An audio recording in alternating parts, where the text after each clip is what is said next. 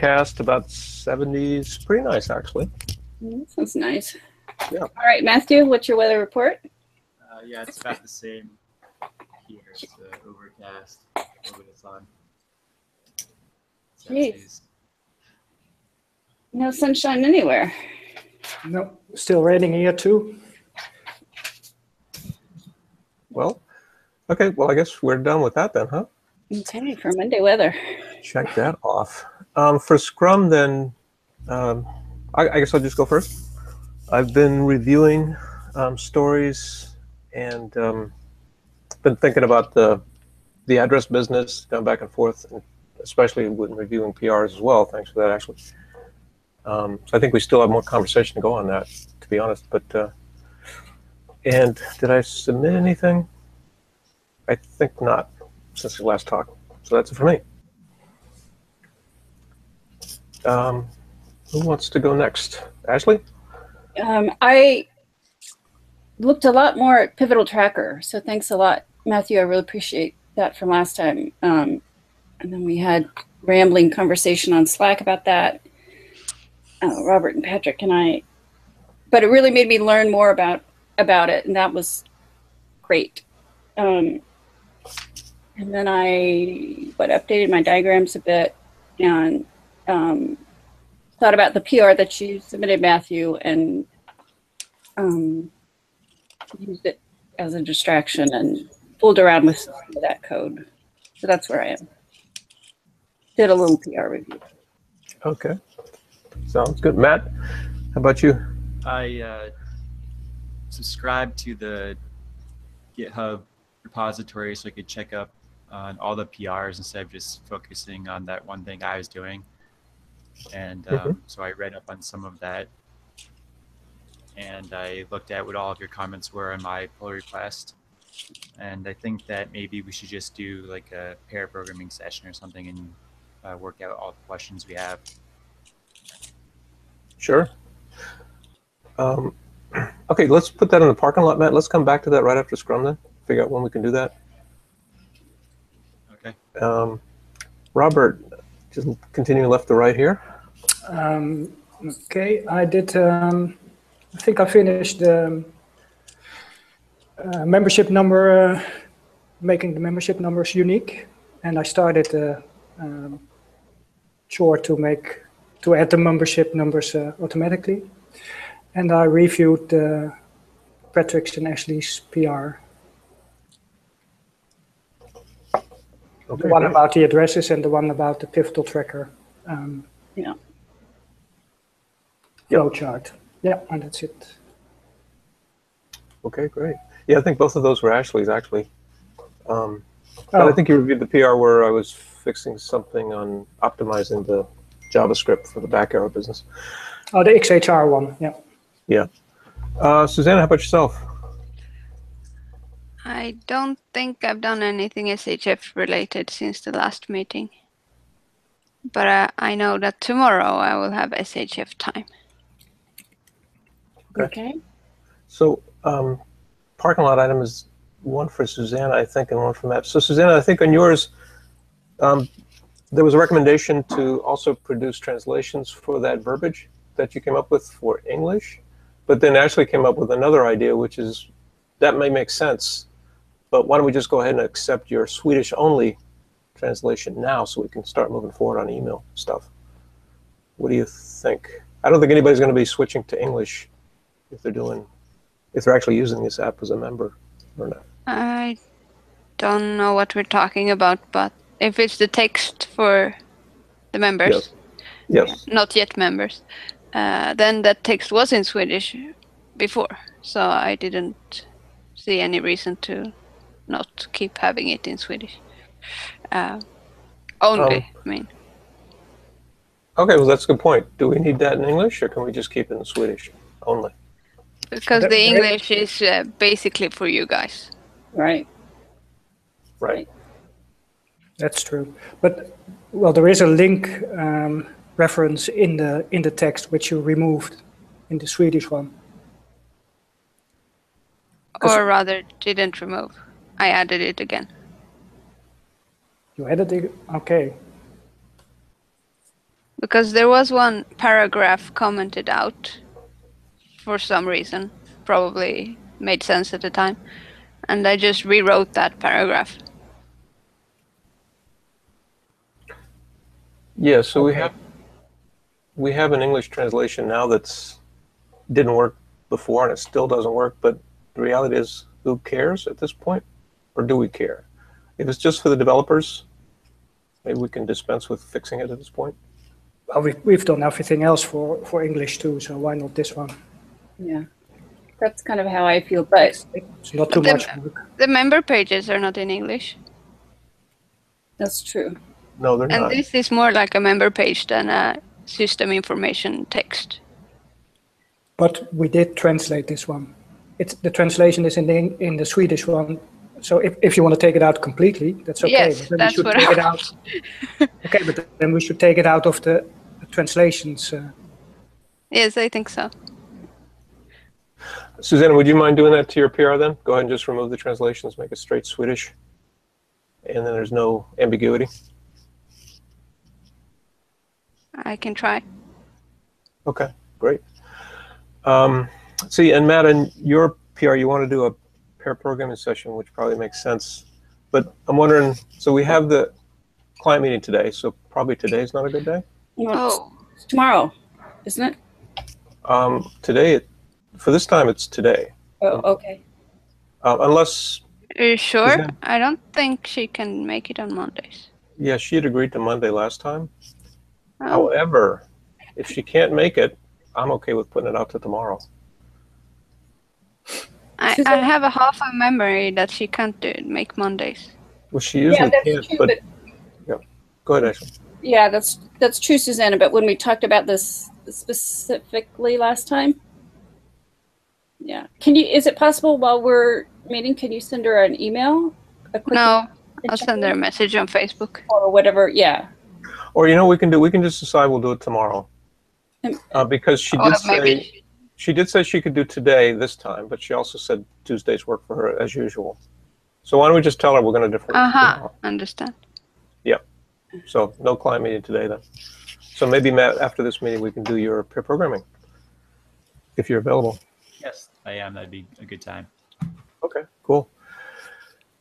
Let me see. I'm going to go ahead and share the screen here so we can look at stuff jointly. And so we just did that. Parking lot items, we just covered those. So the standard agenda is typically we're going to review our stories using PT. We'll also review current PRs. I think we got some stuff that we'll have conversations that span both of these areas, I guess. Right? And I think maybe if you've learned enough, we can maybe talk about our revised approach to using Pivotal Tracker that we're exploring, because I'm really excited by that, and I think I'd like to get rolling Sure. on it. Yeah, we can talk about it for a few minutes. Yeah. Okay. And then we don't have a client meeting today, but I think on this one, I just want to confirm that we lock into place in our memory and our agenda. So once we have a client meeting, when are we going to merge the stories in production? Because I think we've kind of just let that slide sometimes. But in this case, because we have a client meeting tomorrow, Thursday's close enough for our next meeting to merge the stories that are accepted tomorrow. So no big deal there. And I think at the retrospective, we decided to defer that, and I'm still comfortable with deferring it at this point. So does this seem like a reasonable agenda, the typical? Yep. All right. So we are, I don't think we've added anything to Sprint 24 yet. So let's just go ahead using our prior structure and PT, and maybe that's going to change. Unless we need to switch over to, where are we now actually with it actually? Can you We bring actually- up the current, let's see, let me look at mine. Current backlog business? Yeah. Okay. And then we can, it's not a big deal which one we use right now, but just so 'Cause that it kinda- you can see that. Okay, because they're kind of the same, huh? Yeah, they should be the Yeah. same right now. Oh, good. All right. Sprint 22 thing hanging, that's helpful. Anyway, Yeah, well. Okay, so email service production, I guess we're still waiting on that Susanna's PR to be merged. Ashley, is that right? We still need the text. That's a different. Footer text. The footer text at least, right? Or yeah. All the text. All the text. Yeah. All the text. Okay. Let's see. This one I haven't made any progress on. Different ways users can send us feedback. I think I actually might defer prioritization of this because I think based upon Bella's response, the second Susanna, she mentioned more she's worried about auditing and historical tracking. I think in the meeting that just the three of you had. That seems much more important than this one here, but anyway. Let's see. Yeah. So well, let's finish up on that. That makes sense to me. Okay. Anybody else? Susanna, do you think we should keep working on that or work on other stuff?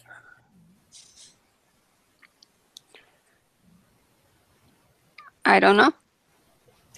The thing I do like about this story is that users may have a chance to say, hey, this is really cool. What would be really helpful if you could do features X, Y, and Z for me? But, you know, yeah, well, let's leave it in there. Let's leave it in there. I'll continue to bang at it. Okay. Emails sent with membership app changes. Susanna, you've got this story as an owner. I don't know if you knew that. Yeah, she does. Any progress on that?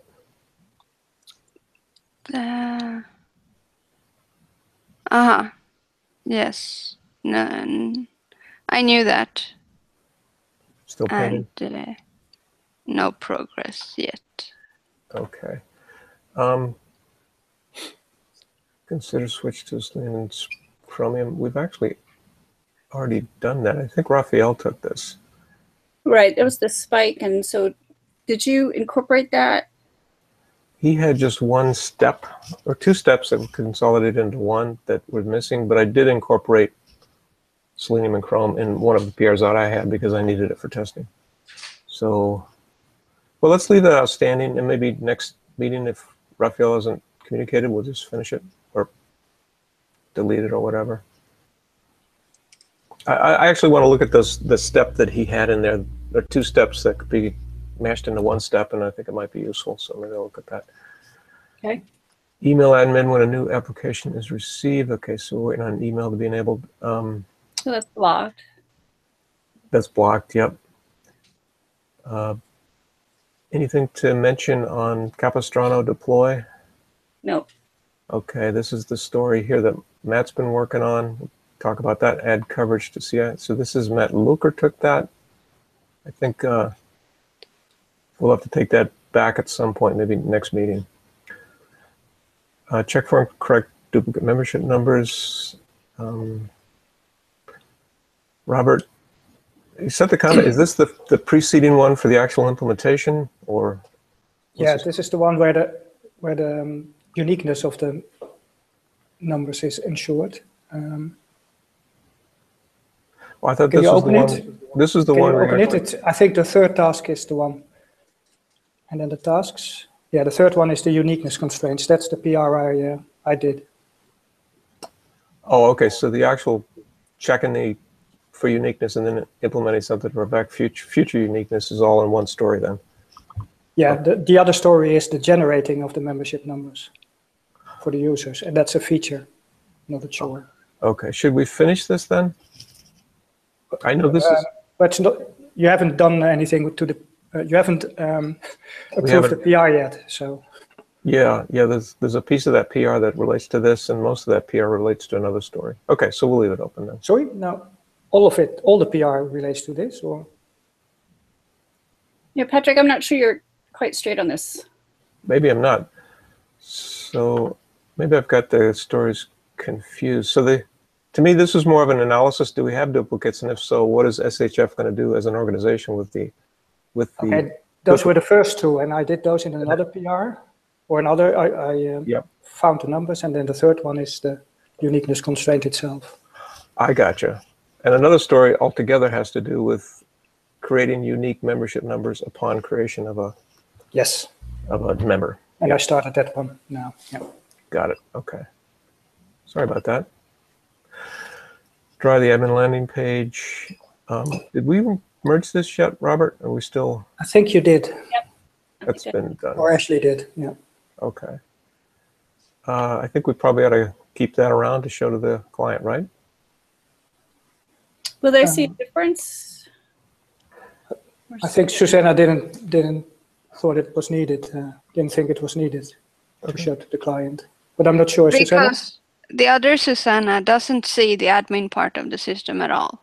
Yeah. All right, we have the she doesn't. admin here. Oh, okay. So we accept. Susanna? Susanna, do you accept? I haven't seen it, Okay. but I probably accept. Or Susanna, when you go look at it later, maybe after this meeting, Yeah, you can press the button. How about that? sounds like a plan. Okay. Yeah. Yeah. You'll accept. It's actually much easier on the admin now. Needs more information how to apply when logged in. Okay, that's that text that we talked about. Susanna's got a little bit more work to do on that. I think that should be done in a separate PR, because this is just about fixing the text, and the text is fixed. Yeah, I agree. So why don't you just take that PR number off and you can maybe unstart it? Why? This PR is just about fixing the text, and the text is fixed. I think I have it backwards with what you're thinking for this task. The information is there now, how to apply. Yeah. So if the code needs to be rewritten, that's more like a chore. Aha. So this is why then I would need an English translation for that text. I don't know what you've written, so we don't know what you've written, how can we update the code to match it? But there's no code that needs to be updated. You just wanted it to be hard-coded and not translation strings. Okay. Okay. So now we have the text, and now we just need to put the text in. The text is in, but it's in YAML files, not in the actual page. Right. Okay. But again, thinking about it, couldn't we just put it in the English one? It's not that much of a task. I think it's better than putting it, English one, taking it out of the Swedish one, Yeah. and then putting it in Yeah, hard-coded okay. text. Yeah. That's not a problem. Yeah. Okay. Yeah, Robert's right. That's less work to actually make Yeah. the English version of it. Yeah. Okay, that's no problem. Okay, great. Sounds good. Yeah, I agree with Ashley. Actually, what I had to do was I took the text and put it in a Google Translate to see what you'd written, which looked good, by the way, although it read a little weird because I knew Google translated it in a weird way.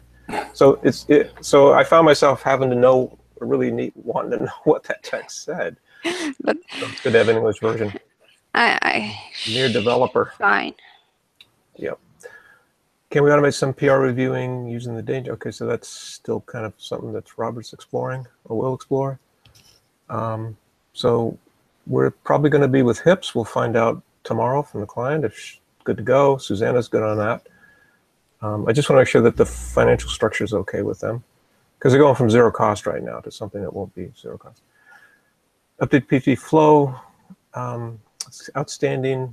Ashley, did you get comments from anybody on that? Are we good to go on that? Or? Yeah, Robert, you give me a comment, and I saw what you did. I haven't incorporated yet. So Susanna and Matt, if you could look at that flow chart, see if that makes sense, that'd be great. I took a look at it, actually. Yeah. And let me just pull up a. So, can I share my screen for a second? Sure. So we're talking about the process for accepting things and so forth. Yeah. All right, yeah. Let me just pull it up.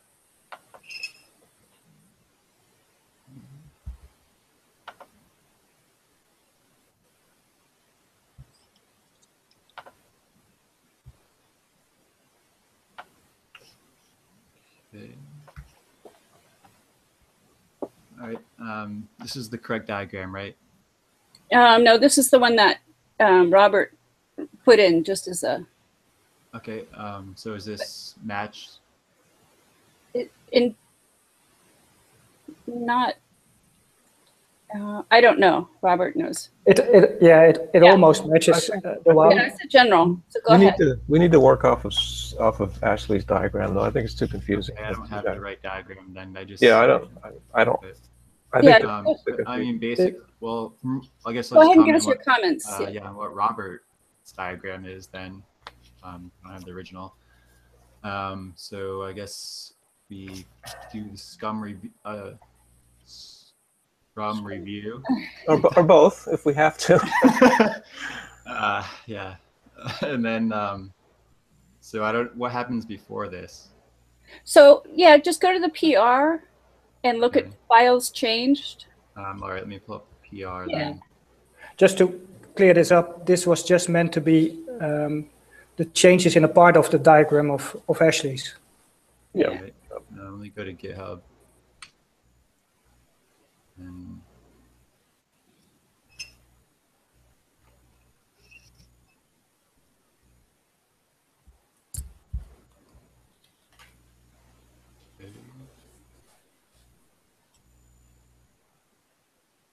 all right, which one is it? It is update contributing, that one. Next, the one that says contributing in all caps. Fourth one down there. 349, yeah. And then just look at files changed. And then you can scroll down till you'll see the diagram is a PNG file that I submitted, so it will. Right here? Or Nope, keep going. No. Well, that's the table version for those that. here? There it is. Okay. That one, yeah, the bottom one. There you go. If you download it, is your browser set to open PNGs by default? Or yeah, open image in new tab. That's Okay. Yeah, that's better. perfect. Okay. All right, so I'm looking at this for the first time, but. All right, so we start at the top, and then, so where are the things sitting before they get picked? So the interstate. So you pick a story from an upcoming release in Pivotal Tracker. So they'd be in the current iteration backlog. Be in the backlog. Okay.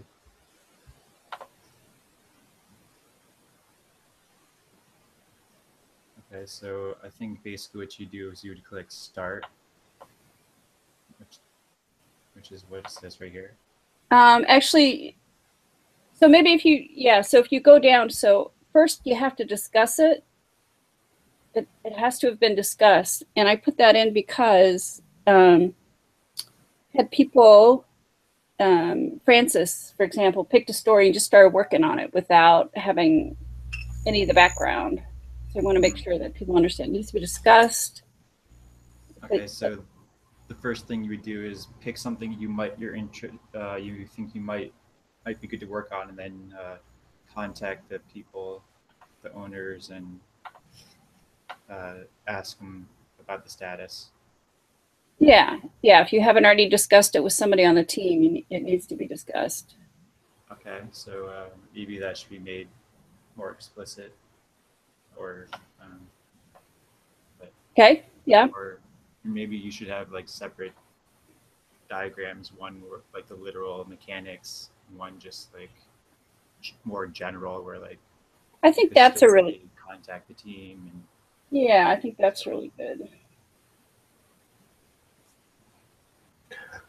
okay, so and then I was just gonna say, is the page that this image is on, it doesn't have that some surrounding text that could be used for some of the embellishments actually? Yeah.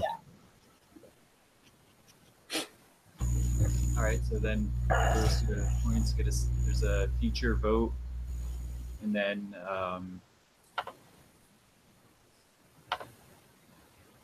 okay, and then the started thing. I mean, this. Yeah, I need to press the button. So generally speaking, I think maybe it's just a little too literal. Like, you can maybe have a side thing which just like shows what literally happens, and more of a general thing, just like to understand the process, as opposed to like agree. every literal state change. Okay, so and then you finish it and you have a review, and then okay, and then this part maybe I would just, considering most people wouldn't even have anything to do with this, maybe you would separate this out to the bottom part of it. And that's about all my comments. I think it looks pretty good. Okay. I'm just looking at, can you keep that up, Matt? I'm going through my notes. It looks like you've incorporated my comments in there too, actually. Is that correct? I think I did, yeah. Could you scroll down a little bit? Actually, let me just get rid of the people box there so I can see the bottom. Yeah. Okay, deployed. Yeah, that looks really good. Yep, I like that. Can you also have a look at mine? Yes, I can pull this one up. So it's almost the same, only the deployed to Heroku and waiting for client review. Yeah. Yeah, so Split my in. comments were just that the client review type things, that's basically the features, and everything else, the other things are basically chores and bugs, and just having like a alignment between the different like Pivotal Tracker, the way things are referred to. Can you? So you want a separate waiting for client review state shown here, Robert? Yeah. Because what Which we is do when only. we do only there's only one state deployed to after we finish the Scrum review, we deploy them either client facing or not client facing to Heroku. Yeah, so I would say that anything that's client facing, some bugs are client facing as well, which require client review, right? But your point is that that should be a separate explicit step or state. Yeah, if you put the other one next to it, I'm not sure if that's possible. You can see the difference. Mm-hmm.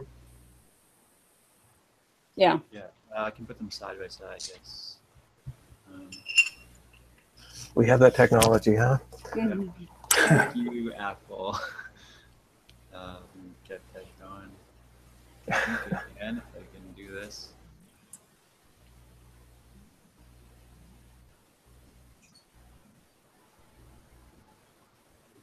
Go. So this diagram shows the deployed to Heroku for both types of things, Robert. Yeah, and but it gives another state. The enter state action is actually the same. Yeah. So the Little refactoring. yeah. Which interstate action is the The same? enter state for deployed to Heroku and waiting for review, and the deployed to Heroku. The enter states aren't the same in the original original graphic, but they should be.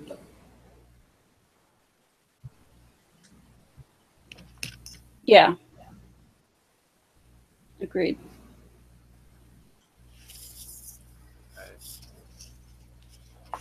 Messing around here a little bit, but I should have this for you. It's coming along. Yep. There we go. So you're saying the interstates for deploy to Heroku and waiting and deploy to Heroku should be the same, Robert? Well, you can make them the same if you just have one deployed to Heroku and a waiting for client review, which is, I think it's more clear. Yeah. Mm-hmm. Yep. Okay. Okay. I see what you're doing. Yeah, that makes sense.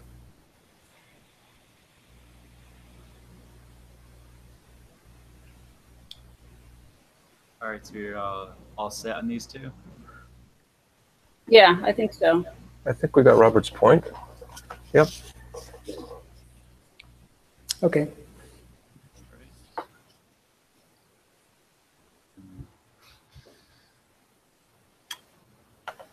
Okay, let me stop presenting Matthew to everybody.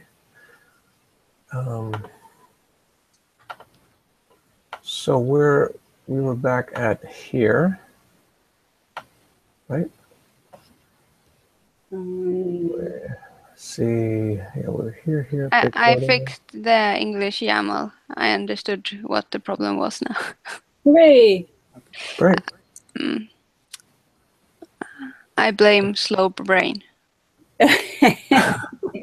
Always an acceptable lack of lasagna. I think lasagna is here for that. Probably. What can't be helped with lasagna? Come on. That's right. Okay, this has been merged, margins and company search form, I think, 345, right? Yeah. Yeah, okay, good. Optimized JS, that's still outstanding, but actually on this one, nobody saw it, so I'm just going to accept it. You don't need to review the client. Okay, why did that pop up to the back, to the up? All right, let's see. Where are we now?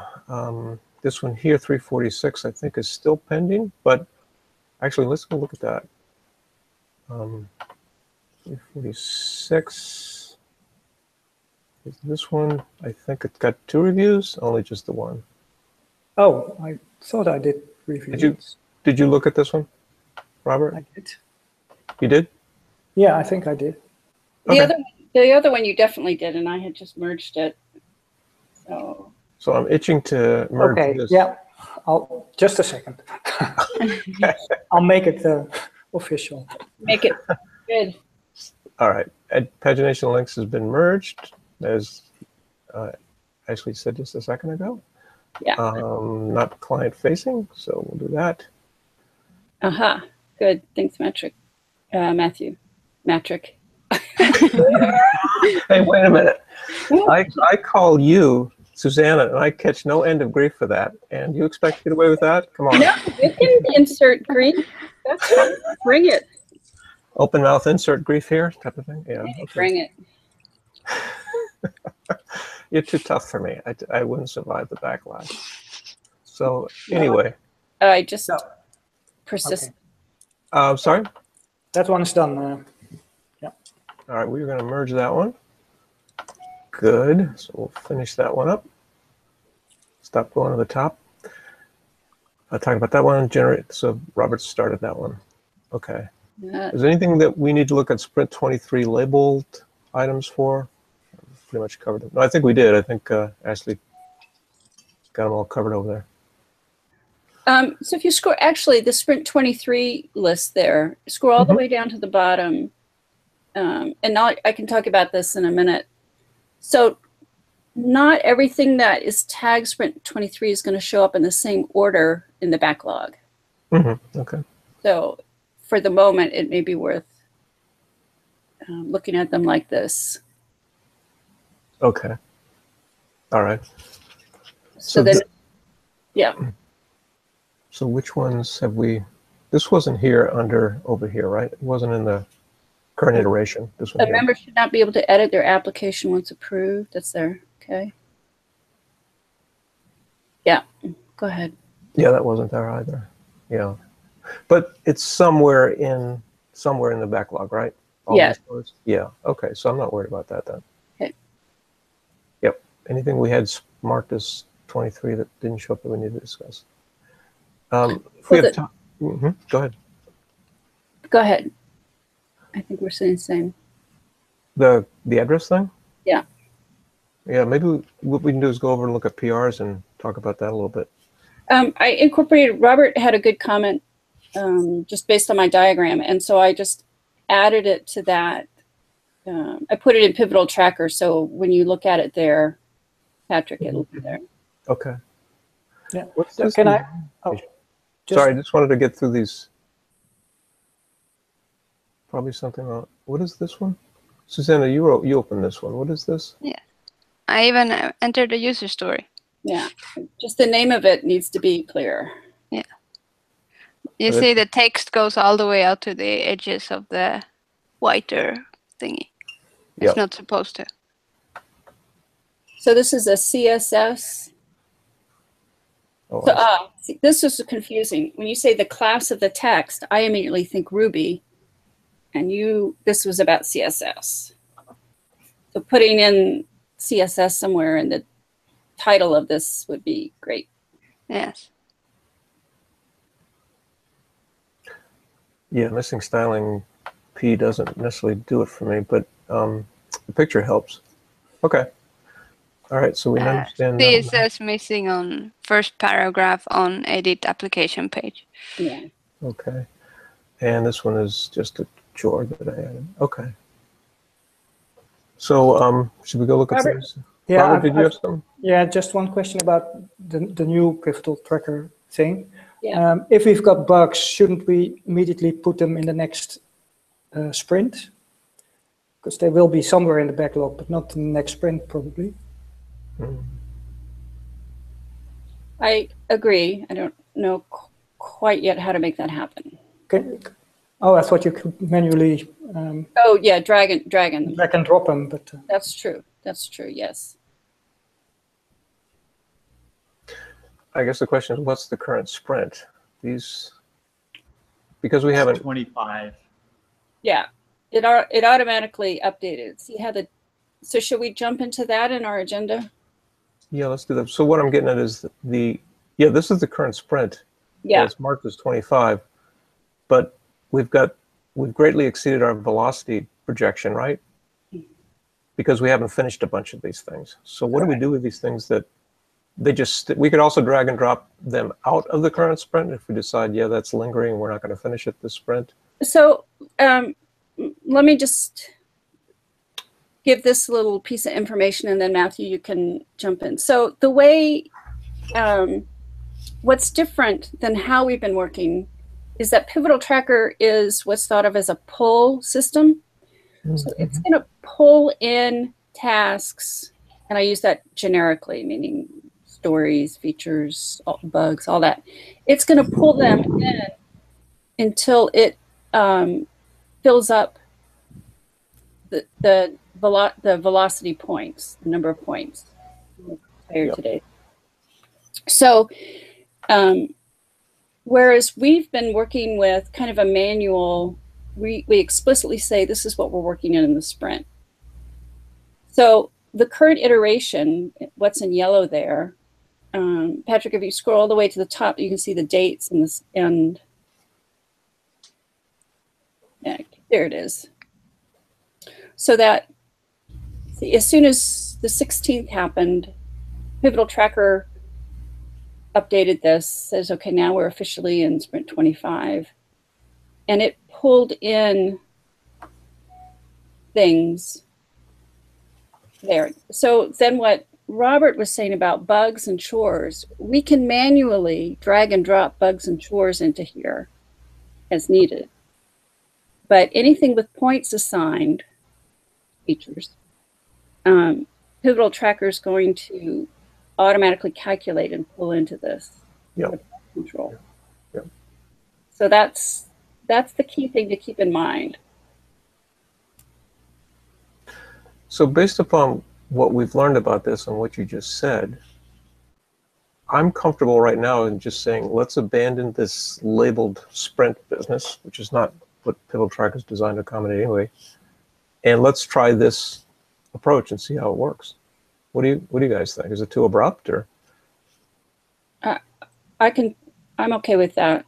Robert?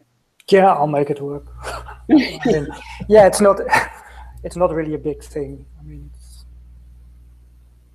Matthew, what are your comments? Have I explained that correctly? Did I get something wrong? Yeah, I think you explained it correctly. I would just add that, I mean, the whole idea is that it's an asynchronous system, so people can just keep on working. They don't have to wait for other people to say, what's next? What should they be working on? It's kind of like the whole idea. Well, that was the same idea with our sprint mechanism too. We populated sprints with a bunch of stories, and people would go and see the next one that hasn't been taken ownership of. But I think I like the automation around this. I think it helps. So related to that is our points. And I don't want to do anything about it now, but we can use a different point system. We can set up our own. So 1 to 3 is not very valuable. You know, almost everything we do is a 2, which is not helpful. So I think something we could think about next week or following soonish is maybe we should go to something like a 5-point, make our points more helpful and better reflect how we really work. And then I think it'd be interesting to see if how Pivotal Tracker pulls things in, our velocity points better starts to match what we really do. What would the 5 points represent? Like right now we have a 3-point system. Yeah. So if you We'd change to a 5-point system, what would the meaning be? Yeah, we'd have to decide on that and make that clear for ourselves. And actually, we don't give points to our bugs and chores, which are mostly the things we do. Do you think it would really help for only the features that we have at the moment? I think it would help. And then, yeah, there's definitely always discussion and thought and controversy about assigning points to bugs and chores. So, but we definitely should think about that, because you're right. Can we do that? Yes. Can we assign points to a chore? Yes, I guess. No. Yeah, if you go to the project settings, if you go to the settings. Oh, you can make a setting say I can assign points to chores. Yeah, I think so. But okay. Let's check that out. I'm sorry, I have to go, guys. Okay. I should go too. Okay. So wait, so we have a client meeting tomorrow. Yes. Okay. Yeah. Yeah, I can never be there at 8 o'clock. Sorry. Okay. Yeah, so I'll see you Thursday. All right. Thanks, Robert. Bye-bye. Bye, Thanks, Robert. Anna. Do you remember where we can say chores can have points? Maybe Not we should right up. come back. Oh, to yep, it. there it is. There it is. Look at that. All right. Yeah, unclick it. Don't leave it like that. I think we should come back Yeah. to this and discuss it when everyone can be Yeah, part of it. yeah, Instead of at absolutely. the end of a meeting trying to squeeze it in. Yeah. Okay, I would be comfortable with just going to it. So, Well, it has some implications, I think. Yeah, I for sure want to think more about it, read more about it before. So that's the other thing. Then the other thing I'll mention is that there is a way to connect to GitHub pull requests. okay. Um, Also in settings, I assume. No, it's more complicated than that. And I started playing around with it. You have to set up a separate user, and then you have to essentially, when you merge a GitHub PR, Pivotal Tracker will look for specific text, and so in that text you put the Pivotal Tracker ID. So it's not too far from what we've been doing.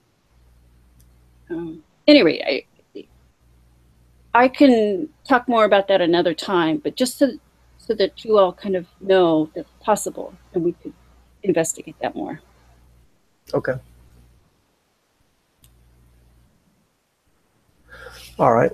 Well, on the points thing, we can defer it, but I think we have a quorum here. But if you guys want to defer to a broader team discussion, that's great. But I don't think it's that big of a deal. To be honest, the argument for not doing points is they don't provide user value. So you should not take credit for in your velocity for just solving bugs that you created anyway, which didn't provide any value, or chores that not visible to the client. And I get that for a paid commercial product where you have people with predictable work hours and you have a team that works an assigned number of hours per week, etc. From my point of view, these AV products tend to be extremely resource constrained. And so the primary thing you're trying to do in your planning is determine how much you can get done with your resource, not necessarily erring on the side of only providing user customer client value, but how much can you do with the slim and quite variable resource capacity that you have. So not assigning points to bugs and chores to me is a major problem. I've always seen that in AV, because that's the most critical thing by far that you have to manage in these projects. And not only is it slim in terms of our capacity, but it varies. Somebody goes away for 3 weeks, we don't hear from them, and then they come back and they're engaged again, or whatever. You know, we have no control, no visible planning into that type of thing. So that's my impassioned plea for putting points against chores and bugs. We can defer that. I'm okay with that, but I could. Well, I would have a different. I would have the opposite view. There's a couple. It's a large topic, and if you have a lot of bugs or they're dominating your board, then yeah, it's going to distort everything quite a lot. But I think generally there are a couple of ways of addressing that. One is just like freezing features for a week and just running down bugs.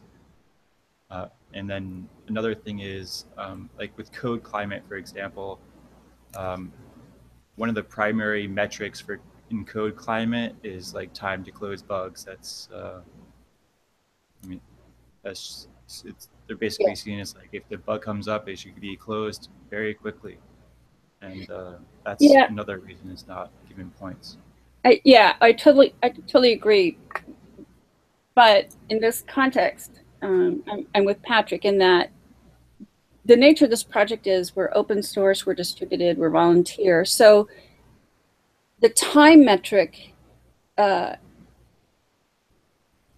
is noisy. That is, it's not like we can assign somebody to a task and say, oh, you were slow clicking on this bug. We have to wait until somebody, so you know, it fits in with life. Right. So there's not. Go ahead. Yeah, there's some things that just can't be addressed. That's what you're trying to say, right? Yeah, right. We don't have control. We don't have control over our resources. Is really what it comes down to. And what code climate sees as a bug is not the same as, for example, what we put in as a bug. Oh here. yeah, I'm not talking about the dashboard where it says like cyclomatic complexity. That's something else. I mean, that's like a quality measure. I'm talking about actual bugs, like explicitly declared bugs. Yeah. So I think, the key is that we don't have control of our resources. And so the time metric is not meaningful. I would agree with that, definitely. So I'd still like to read on how this affects Pivotal Tracker. I think that's the piece that I just don't know enough about yet. Mm-hmm. Sure. We can come back to it on Thursday or whatever. Yeah, that sounds good. Maybe we can have a pros and cons discussion, think it through a little bit further, and make a decision. Okay, let's see. Did we cover everything? I think we did. Let's see. So we're just going to go with PT now with this revised approach that's been kind of explored and played with, and that's great. Ashley, is there anything we need to do to kind of, as somebody pointed out, maybe bugs should be moved into current iteration? Yeah, so dragging and dropping chores and bugs. Do you want me to go ahead and just drag some bugs over there? Yeah. Okay. Okay, I can't do that. Why can't it allow me to do that? You may have to. Go ahead, Matthew. Not an admin, maybe? Or try doing it below that release Sprint 23 thing. Okay. You can't. There? No, it's not going to allow me to do that. Maybe I have to drag it up. Did that work? No, it did not. Let me play with it. We'll figure this out. Yeah. We're smartish people, right? We can figure this out. Maybe not. Maybe that's why we really don't like Pivotal Tracker, because not only do we not know how to use it, we're not that smart anyway. It covers our weaknesses. That's right. And you actually have to read the documentation, which none of us ever do, right? So I often do. I try to be disciplined that way. Yeah. Having written a lot, I like to try and. Actually, I really appreciate documentation. I write it too for that reason. Okay. What else? Matthew, do you know, what are we not doing? Yeah, I could share my screen again and Yeah. go over some things. Okay.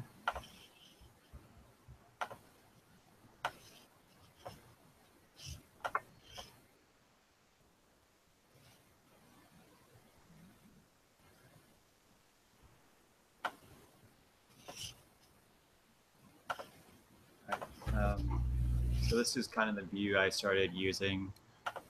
Which, here we have the project history, which is this right here, which shows basically what's been going on with the project.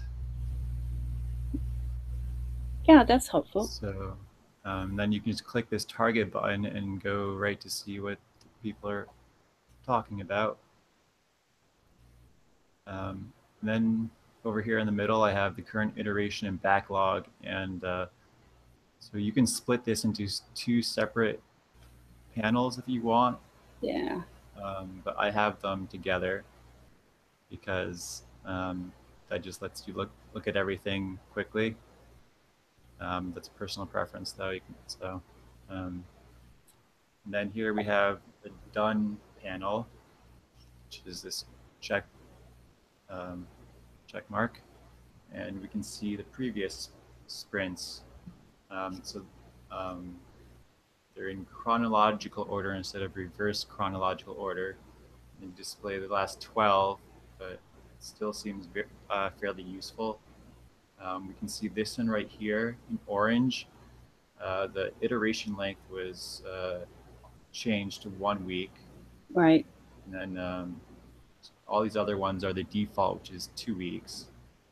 So if you want to get things to fall into certain sprints, then what we would have to do is click on one of these and we could change the number of weeks if the length that would get things to start falling into the actual current iteration. Yeah. Yeah, I did that for exactly that reason, to get To get us in sync with that. Mm-hmm. Yep. So were there any other questions or anything I should talk about? So pulling bugs into our current iteration. Okay, from the Icebox, right? That's what we're talking about? Or just from the future iterations? From the backlog? Yeah. Or, yeah. Backlog. Okay, so So Patrick, which one? so this would be the backlog, basically, right? Yeah.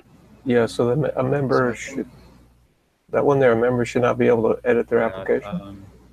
Can you drag that in there? Let's see. Member, so let's see. Yeah, I can move it up 1, I can move it up 2. Now it's not going in there because I think it's full already, so maybe I can try dragging one of these down. There you go. That.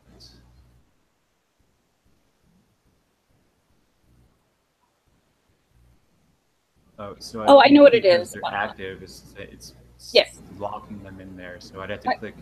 So which one did you want me to add? This one, right? It's the start. Yeah, and then that's the key. Start and make it fall in here. So yeah, if you want to see what's being worked on or not. Can we see an example? Did you click start on that bug? Yeah, I clicked start on this one, so I can. Right there. Okay. And now if you, so this is what yeah. So if you change the state back to unstarted, it stays there.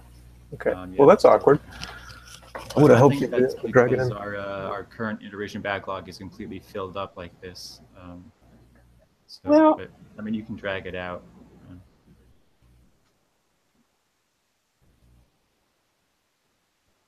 Yeah, but it should be our choice if we want to overstack our current iteration. If you want to overstack it, you change the velocity here to. Yeah, but this gets back to the bug. We don't want to be points, so it really shouldn't be related to that. Yeah. Yeah. I agree. I wish we'd be able to drag it in there regardless of.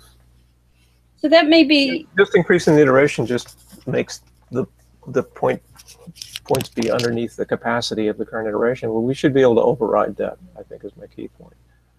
And maybe we can all go poking around and see, maybe that's in a documentation or something about Pivotal Tracker. Yeah, I can't imagine it's that inflexible. That it would be, but you need to respect, I guess, the pull system is what they'd say, and so don't try to. Well, the current Forward iteration is what started. I think it's a little bit more of, this is what Robert and I talked about on Slack, went back and forth some. Current iteration is what's being currently worked on. Right. And the backlog, so kind of what we've been doing with our sprint labels, like if we pulled up Sprint 23, it would be a mix of started and unstarted things. Mm-hmm, mm-hmm. So to get that same information here, we need to look at current iteration, which is everything that's started, and the backlog. That's the difference.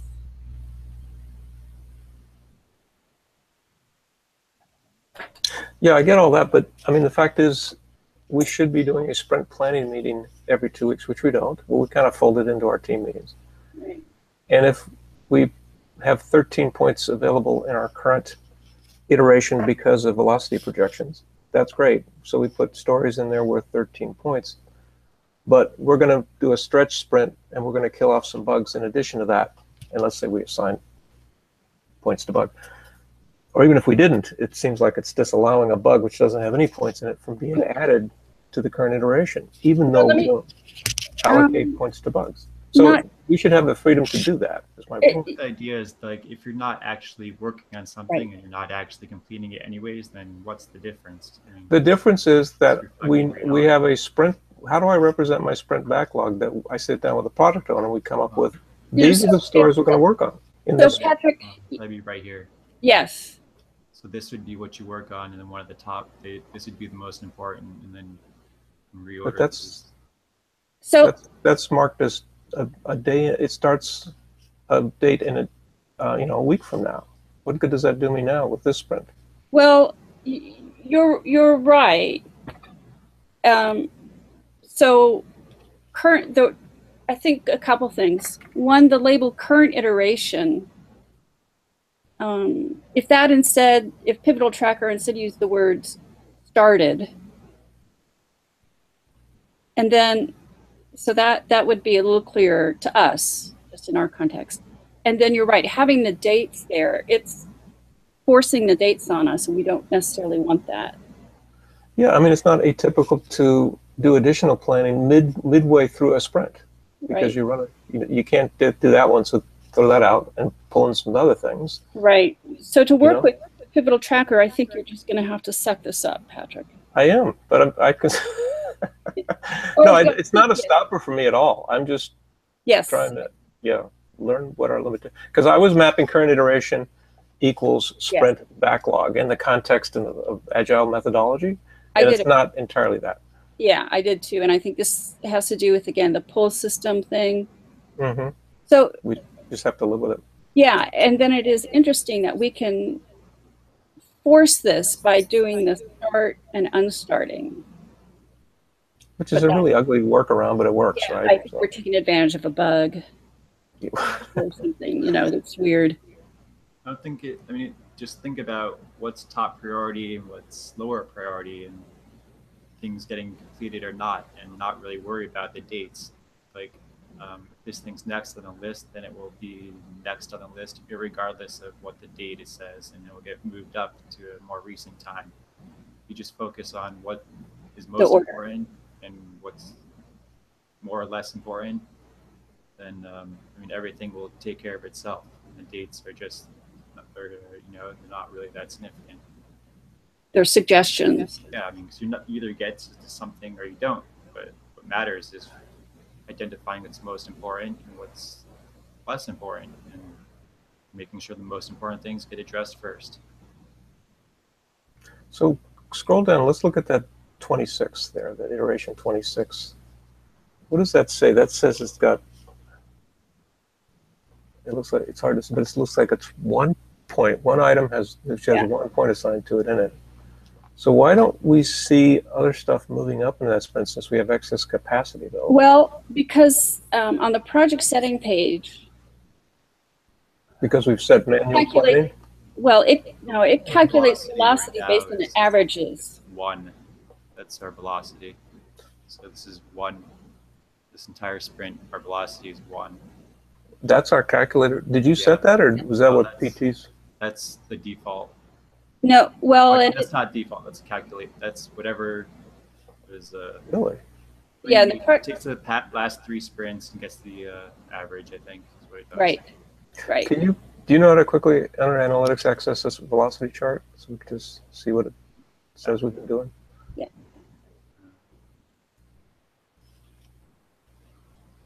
And that's because in real life, we've been waiting for, we've had this lull with feedback from clients and understanding features, so. Why is that saying, let's see, September 2nd? How many is that? Is that 12 points? Are those points there? So it has features. Oh, that's stories. Yellow. Yeah. Bugs are orange, and then chores are gray. So Yeah. this is. Oh, it's the one in the upper left that's the everything- points. Yeah, sorry. This is saying everything we've been working on is bugs and chores, basically, and then we have like 1 feature. Right. And it's just, I mean, what we're basically was telling us is that we have a lot of bugs that we have been focusing on. Right. Okay, so our calculated velocities really is 1 based upon the chart on the left there. Yep. Yep. Okay. But we can override that if we feel really ambitious and we want to set our point score to 10 or something. Or right, the whole bugs get points. Well, yeah, exactly. But if we did override that today from 1 to 10, we would see more stories coming into Sprint 26 as a result, I guess. We see Well- more features. More stories, features, user visible. Right. Okay. I think that's a really strong argument for putting points again to chores and bugs. I do think it's appropriate for this project. We'd have to think about how they get voted on, or what we do for that. Maybe we just have to think about that. But again, yeah, I want to read more and think more about that. Yep. Okay. All right. So that looks good. So we'll do this thing and learn more about it. We'll keep working. Should I stop sharing then? Well, do you want to switch to your pair programming on your PR now? Wait, before we do that quickly, what are we demoing? Are we demoing anything tomorrow? Remember, I think we went over that last week, and we just decided we didn't have any client-facing stuff.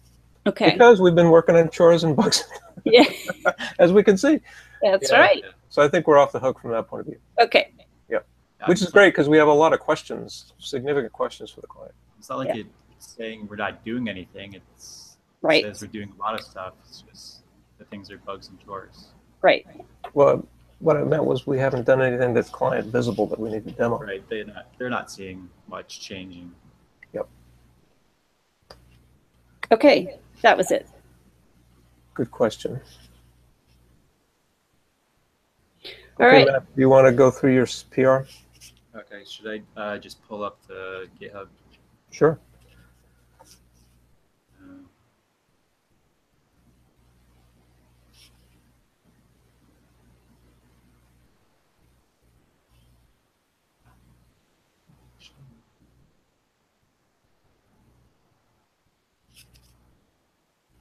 All right. Do you want me to start at the top and go down, or? Would you mind expanding your view a little bit? Maybe hit, Um, Command plus Okay. once. That helped. Yep, that's better. That's great. Thanks. Okay. Now I can read it. Okay, so I rebased some of the commits I did just because I thought it'd be a little easier to track what's going on. Just from my own perspective, I started working on this, and I added in some XHR, and I messed around with styles a lot, and I tried to figure out how to display. I mean, what type of controls to use, and what we can talk more about that when I. But and then I tried. So the first thing I tried to do was just fix all the hound and semaphore and all those things, because there's not really a lot of decisions to be made. They're just like, it's noise. Get rid of it. Yep. Right. Okay, so I guess I can go to I can go to the files changed, and then I'll just explain what I did, Mm-hmm. and then we can go to the conversation afterwards. So here's the application.js, and so I'm not saying this is the best way to do this or not, but what I did was I made a users module, and I just put the code in here for the Ajax. So what happens is I bind to the body element because I'm inserting the table is getting inserted after the event listener is bound. So I have to bind on the body and then listen for events on the user's data remote. Are there any questions on that part? Just I have some comments on that, but we can come back to it, like you said. Yeah, I'll come back to that. Okay, so then here's the user's controller, and so at the top, first thing you did was added in ransack for search. Matt, this level of description probably is not needed for Ashley and I, because we kind of know what's going on here. Yeah, so you guys, Yep. Just tell me to move on. Okay. Yep. No problem. So yeah, I'll come back to that, and then that's the same. So do you guys understand this part? Yeah, that's an interesting. I just was looking at your scope, and it's bizarre how it's called on the class, and it's actually user.all, but it actually operates on the collection that to which you're sending the scope method. I think so. I learned a little bit by just playing around with that. Yeah. Yeah. Okay. Moving on. Yep. Good. Good. So this is I broke things down to partials because before they were all just grouped together. And this is the search form part. So this looks like, I'm not sure. I thought I fixed this already, but it looks like there's a problem here. So do you understand this though? We can come back to it. Yep, we do. Okay. And then user. So this is the standard convention is to have for like a single row or a single user to have its own partial. And so I guess you guys understand this part too. Yeah. Yeah, that's a practice that we haven't been following too much, so it's good to be reminded of that. Yeah. Yep. And then this is just the way the convention that we've been using across the different collections is to have a list. I don't know. We can talk about that more, but so this I just broke out the collection part into this list, partial. And so then in the index, there is so this is just showing that everything is broken out into partials. Yeah. And then by the locals, the translations got a refactored a little bit, moving to count for the partials and add in search labels. Yep. So that's that. Good. Should I go to the conversation now? Yeah. Yeah. Just a sec. I need to just. I'll be right back. Maybe about 2 minutes. Okay.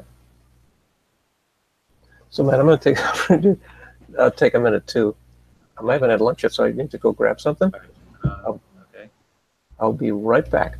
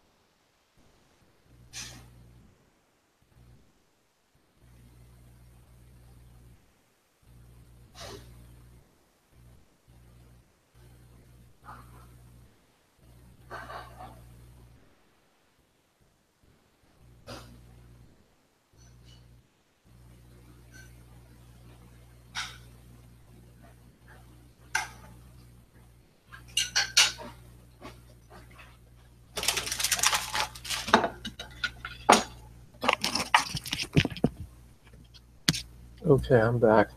I'm back. You did the same thing, Patrick. I'm starving. I haven't had lunch. All right, is everyone ready? Yeah. Yeah. Yeah. Okay, so this started about, I guess, 2 weeks ago, and I don't. Just let me know if there's some particular thing you want me to look at. Otherwise, I'll just go at the current, go over the current things. Okay.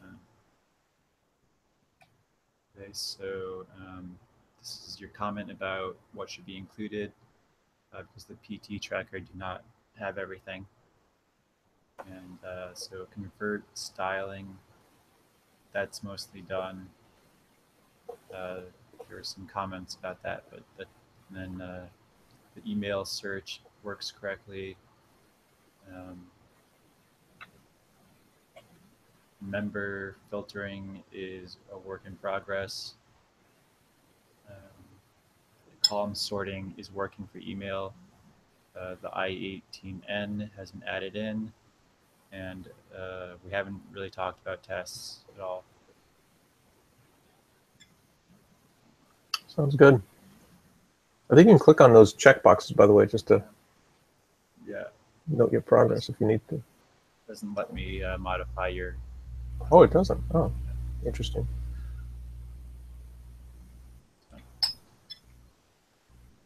Okay, so here's tons of stuff from Hound. I think we'll skip that for now. I have a love-hate relationship with Hound, but it does provide value. Yeah. I was trying to. I figured out how to, like, check those before setting the PR. I mean, I wasn't even sure how to.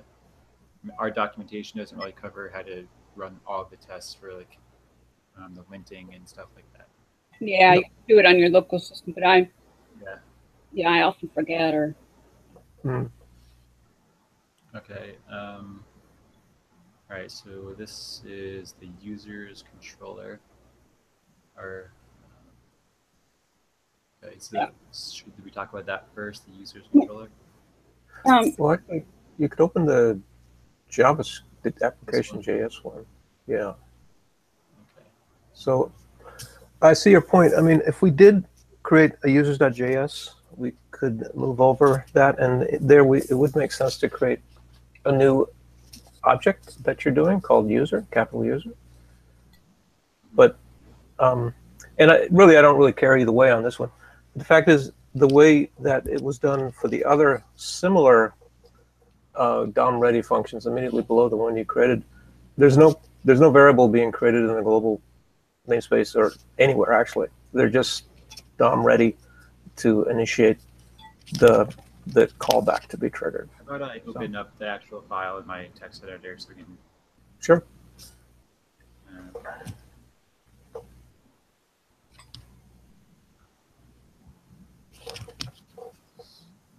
Gives us a chance.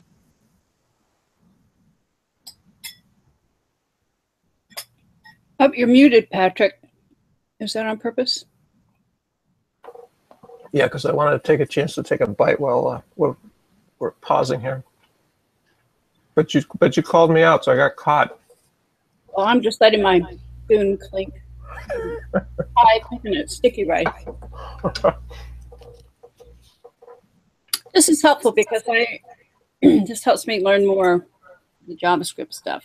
Is this a good text size? Looks good. Good. I can nice contrast. Right. So I don't want to belabor the point too much, and I don't know how much you should follow the comments that are built into Rails. They definitely have some that are not really that official. People just put them in there. Yeah. But so this is basically saying that they advise against putting all that much in this file. That you should basically just put everything. Code that global code. So here, but this is a manifest of the JavaScript files to be compiled for production, and it's saying include jQuery first, then the jQuery UJS extensions from Rails, and then Bootstrap sprockets. I guess we put that in there. I don't even know what that is. Assets. Oh, that's the assets. Yeah. Okay, and then we translations, and this is actually not existent. It causes an error. I don't know if you guys are aware of that or not. Yeah. And then It shouldn't. yeah, I can show you it does cause an error.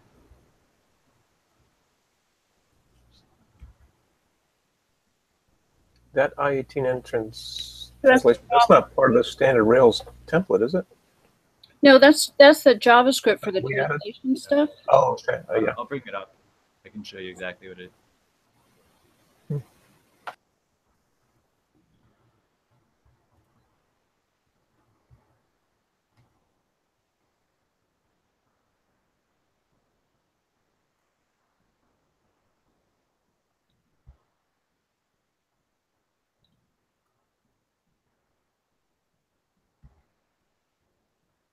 And do you guys remember the password? It's like.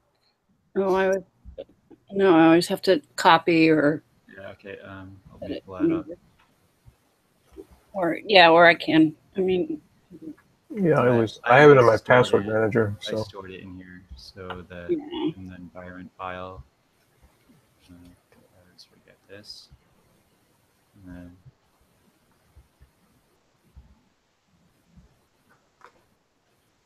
Okay. Yeah. So here it's telling us that I-18N is not defined. That's error. And what is that? What file is that being issued from? It's I can show you the file. So that's Patrick. That's the JavaScript stuff, the equivalent for the translations. And I wonder if you've not compiled your assets, I bet it's not created. We explicitly said do not put it in there. Well, no, this is something different. If you're working in production, all the part of the deployment stuff is that assets are precompiled in the production environment, and that gets created. But right now, you're working in a development environment. Right. So the issue would be whether or not I used the helper function for the link. If I used the helper function for the link, it would automatically know what do the right thing in development and do the right thing in production. No, this. Well, let me ask you this: what do you mean by the helper link? Do you mean in the code, or is this how you're? Yeah, in the code. No, so this is larger outside of that. So this doesn't have to do within the code. It has to do with it's similar to precompiling assets. You're probably right, actually. So initializers. Do you know how to precompile in development? Actually, there's a rake command or something we can do. It is a rake. Yeah, it is a rake. Yeah. Let's try that. See if it goes away. Okay. Well, yeah, I can try it. It's yeah. So. Right. Bundle exec rake. Assets. Or I can just tell you either way. Tell you, but it's assets : precompile. So assets. Precompile this one right here. Yeah. And then I don't know if I don't know if you need to pass it an environment variable. Right. Yeah. I don't think so. So that's now what? Can you look in your editor to see if you have this created called I-18N at the root directory level? Yeah. At the root directory level, look for I-18N. I don't see it actually. I wonder if that. I don't see I-18N now. Because the manifest had, what is it, I-89/translations? Is that what it was in the manifest? I actually looked this up. Yeah. I looked it up.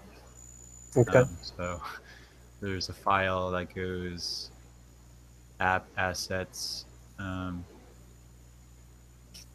JavaScript. assets, JavaScript, I-18N translations. I added this to my global ignore, and I just created this. I don't know what the actual file is supposed to be, Mm-hmm. but there's supposed to be a file right here, like this. Right. But I just created this so I could get information. It's Okay, not good. there, and I believe I forget where, but somewhere in our code we explicitly say leave this out. I just don't remember where. Oh yeah, git ignore, that's where it is. Git ignore. I'm entering a bug in Pivotal Tracker so we can. Right here. It says ignore this file. Yeah. Okay, so I don't have the file, so I don't know. So I'm making a bug in Pivotal Tracker because we need to track this down, and I think it probably has to do with explaining how to set up the environment. So, good catch. Yet another bug that won't consume capacity. Right. All right, so should I move on? Yeah, thanks.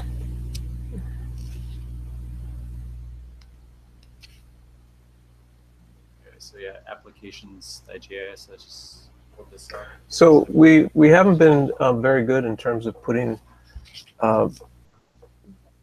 entity-specific JavaScript things into entity-specific JS files. We probably should. The reason I started to put stuff here is that we had a whole bunch of stuff having to do with the menu structure that we have, the template that we're using. So it was a convenient place to just put simple things, like for instance, line 36, toggle search form. That was easy to stick here because it was just a one-off. But as time goes on, as we build up more JavaScript around entity or module specific, we should have JavaScript specific files for those, to your point. So. Okay. All right, should I go back to the pull request? Yeah, sure. Yep.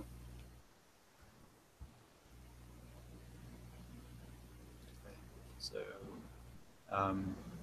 what should I do? So what would you say?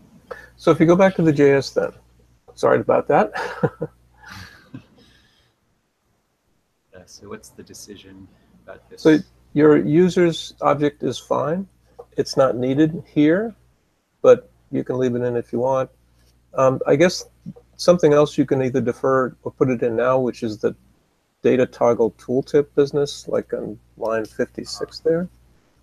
You will need it when you add pagination on your next story, but right now you don't have the problem. So just an FYI to you. Okay, yeah. You'll see that. You'll see it in the next one. I'll just add it in when the tooltips are. Yeah, okay. There is a tooltip already, I know. There actually is a tooltip already. Oh yeah, there is on the column. One of the column names has a tooltip, doesn't it? Forgot about that one. Yeah. So I guess we need it now.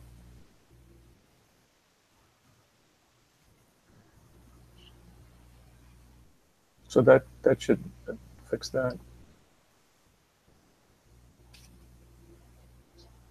Just pull up all these files which are going to be relevant. So there's a few of them here. The file, the search form, probably has. Yeah. So the user has.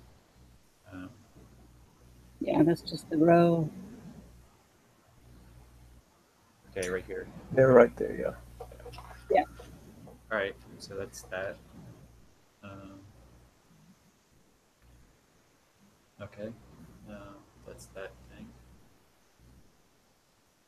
Then we get to the controller and the search UI component. Okay, so Right. users, controller, and So you want to keep scrolling down because I had a significant change too. I don't know if you had a chance to read this. Yeah, I looked at this. So why don't we talk about, or I would like to talk about this. Okay, yeah. If you want to just give an overview of your comments. Yeah, so really it's, yeah, checkboxes aren't the right UI component. And radio buttons are. Is anybody? Yeah, I agree with that. Your comments about being mutually exclusive. So Yeah, I think definitely mutually exclusive, which means radio buttons. buttons are the right mental model. Yeah, yeah, I think we all get that. And then so I went ahead and did a anyway, I went ahead and did a little example of it. Okay, so now here you have example of how a radio. So this is Yeah. an example of radio buttons, and that means that the controller gets simplified. You guys were getting pretty contorted. But also, I mean, the other thing is that you know, it was easy for me to come in and do this because you guys, not you guys, but Matthew, because you'd already done all that other work. So scrolling down to the user controllers method, the index method, you can see that then the logic in that gets much simpler. right. So so you remove. We don't need the logic anymore about redirecting. Yeah. Or which things are checked or not, because it's, the controls handle it. So, and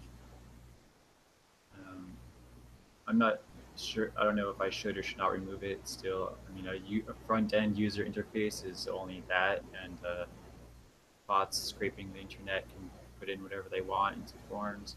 They do, but I guess. Well, this isn't. Yeah, so people have to enter a password for this, so that's all right. Yeah, so it's a password for. Yeah, it's right. It's behind a. Yeah. Behind a login wall, so. Right. Don't have to worry too much about that, I guess. So I'm sure that this can be refactored. I didn't look a lot into. I mean, you have to set the state for each radio button. Right. Yeah, so I didn't try writing up a version of this. I just looked at generally. Yeah. The concept you had here. Exactly. And then Patrick, you had a comment below this too. Yeah, just a minor thing where you're actually sending the method by name, ARM members, but you could just invoke that scope directly without sending it and going through all that machinations. Yeah, yeah. We were doing it before because we were looping through Right. an array of strings. Well, you know. Yep. Yep. So just a minor thing. Yours is, and also my other comment about document comments. Your version doesn't require commenting, actually, which should have told me when I was writing that long comment on the other one that there's a code smell here, which you were smart enough to pick up on. Yeah, but sometimes you don't. Right, you have to go through that to develop. Exactly. Well, that's why we do these reviews. So Yeah, iterate to a better place. Yep. Let me. Yeah, I want to see. Maybe I can bring up mine. Yeah. Oh, I can just. If you want me to update the view of yours, I can do that. Is that what you would want me to do? Well, what is it?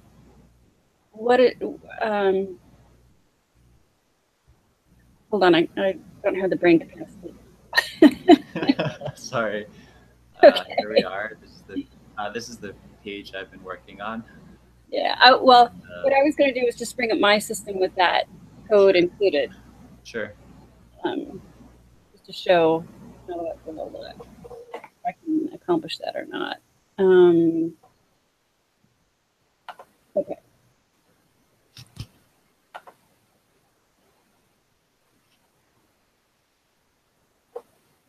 Okay, first English, please. Thank you. And users.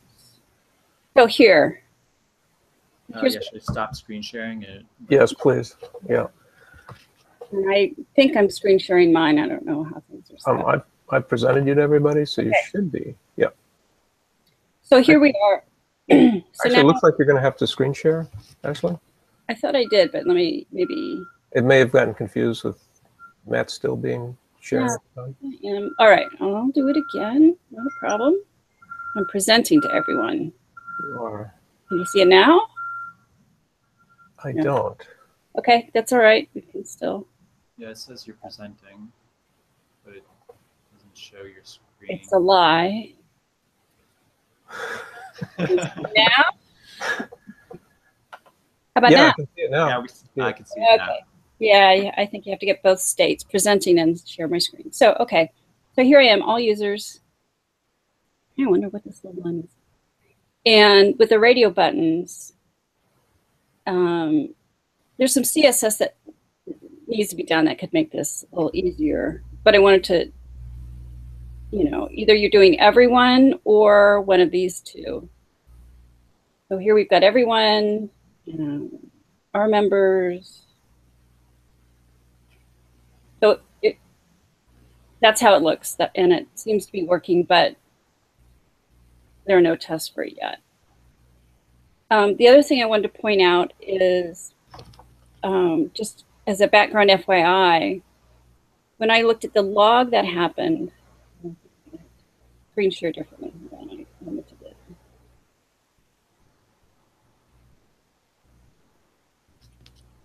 Okay, so here, this is the development log, which I like and always have up and running.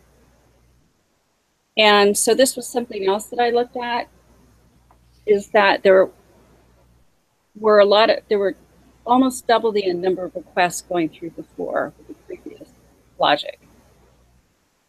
So just something to keep in mind. Always, eyeball the log to see what kind of hits are hitting the database. That's it. Okay. Yeah, I added in or I changed the queries a little bit, but is a member is so complicated. I didn't really want to touch that. Yeah. So, what should we do next? I'm going to stop sharing. On that form, Matt, you may want to play with what Ashley did and kind of maybe make it a little bit smaller. Maybe you put the member-only business underneath the email. Because I'm just thinking we're going to be adding, or maybe we defer that, but eventually we're going to be adding items to that search form. Yeah. I would imagine. I might just put them all in one row. Yep.